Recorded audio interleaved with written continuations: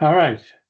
So, thanks for joining everybody. Yes, I'm Mark Dunning. I'm a vice president of Phenomenati. I'm here with some of my Phenomenati colleagues, Dave Johnson and Scott Foote.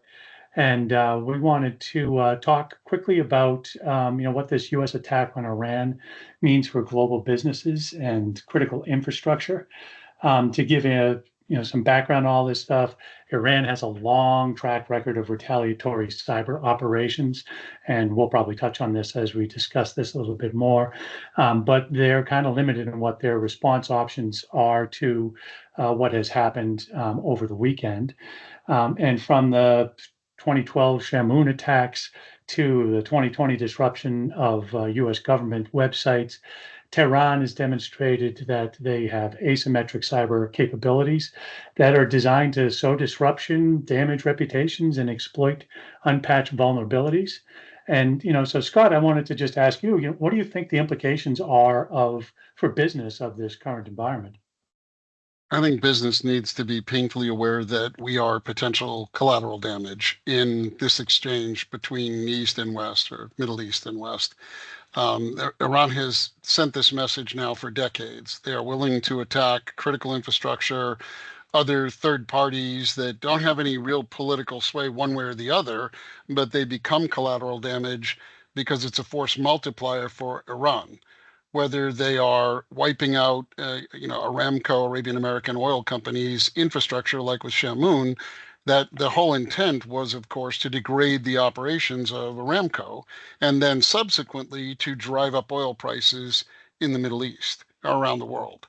But they've also attacked, government sites, not just U.S., but other government sites, to make political points, and they've attacked internet infrastructure, again, to just sow discord and distrust, but also to bring down operations, to torment operations of, everything, right from healthcare on the low end and manufacturing on the high end, all the way to financial services and the global economy. Their intent is to destabilize the global economy to their benefit. So, um, what would you say the Iranians are most adept at attacking? I know that there's different skill sets within some of these larger nation states. Has Iran demonstrated capabilities of attacking certain places before? We mentioned Shamoon, mentioned the websites. Are there any particular skill sets that you know that they have that they would make other certain places or certain industry verticals more of a target? It's a pretty good compliment, but where, some criminals, like nation state backed criminal organizations, might resort to things like social engineering and phishing. They do use phishing as one technique, but in terms of the actual weapons themselves, Iran does a lot of its own development. They develop their own exploitations. They have their own libraries of 0 days, which most of us in industry are not aware of. These are 0 day vulnerabilities where there is no patch available.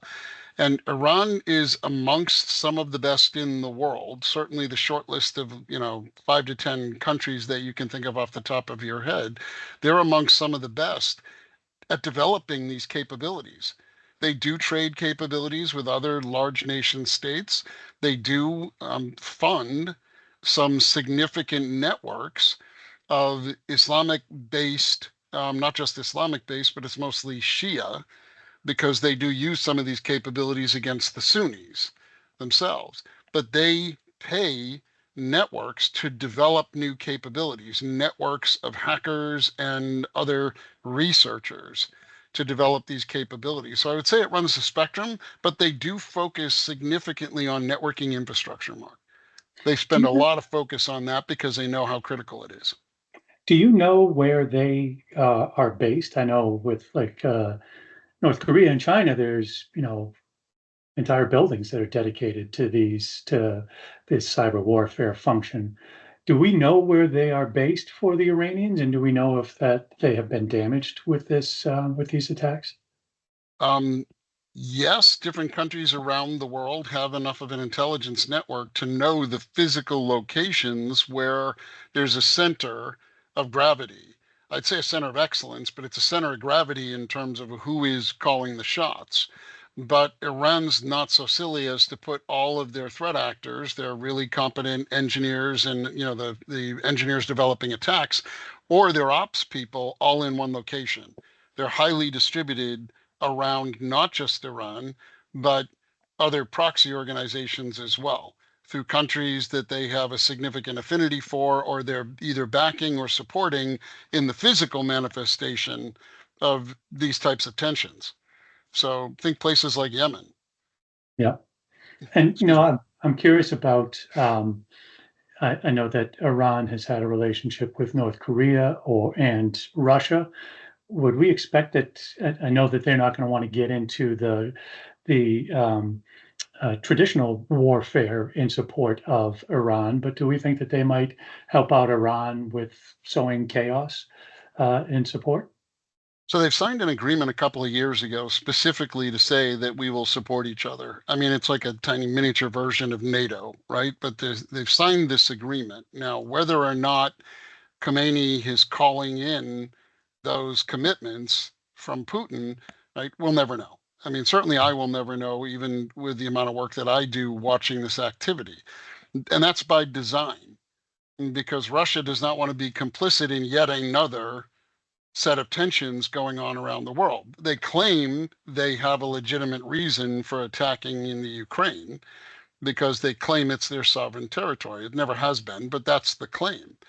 While backing Iran right now to get between the Iran and Israeli conflict would look like they're overplaying their hand. So it's very doubtful we'll see anything that manifests as attribution to say Russian or Russian proxies are supporting Iran. Does that mean it won't happen? Absolutely not. It very likely will happen. And the Yeah. way they will do that is through sharing things like those. So the way we do attribution, Mark, is we look at what are the tools they use? What is their modus operandi? Just like investigating a crime, like you see on, television, NCIS or something like that.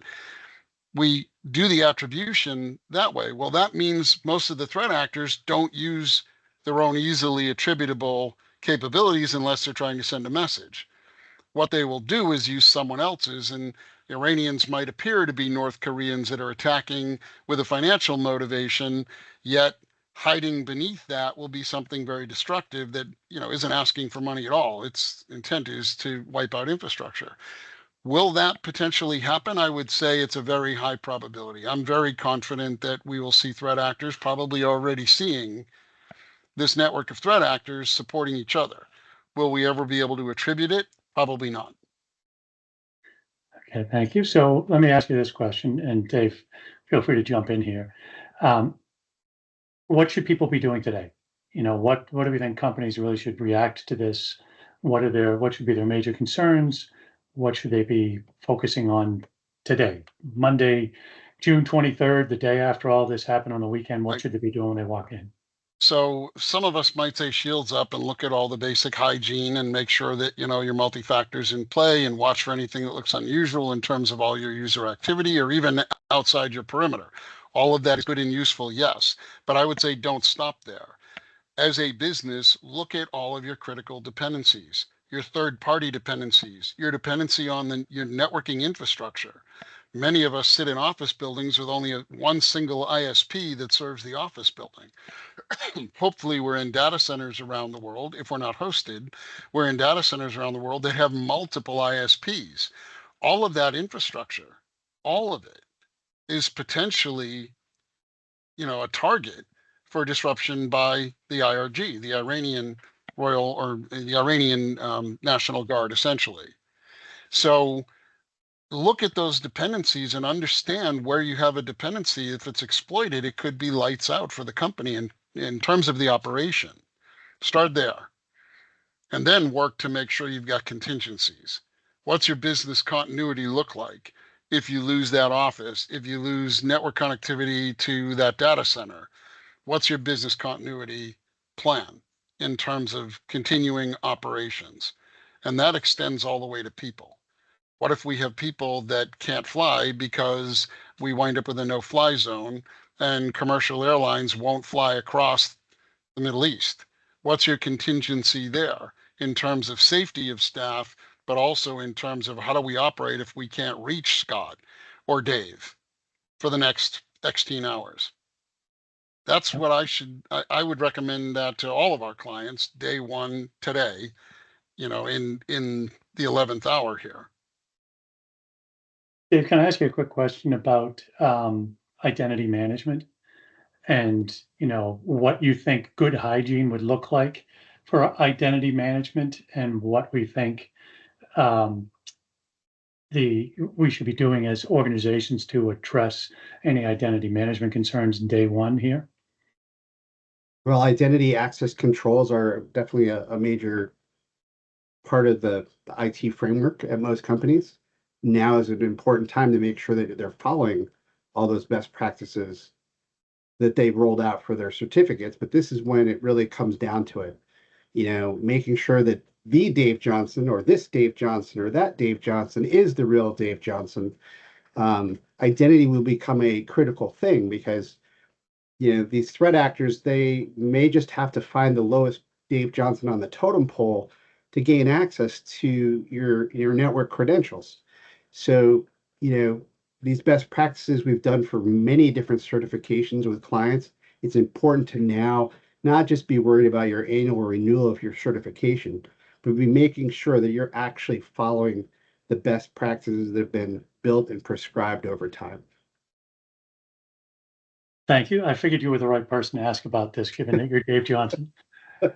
And it's one of the most common names in the United States. So The Dave Johnson. he is the Dave Johnson. So thank you guys. I really appreciate taking the time to talk about this. I think it's really important for our clients and for the community out there. And I do think that there's a lot more that we can follow up on this. So we should talk again and present more of this to our audience.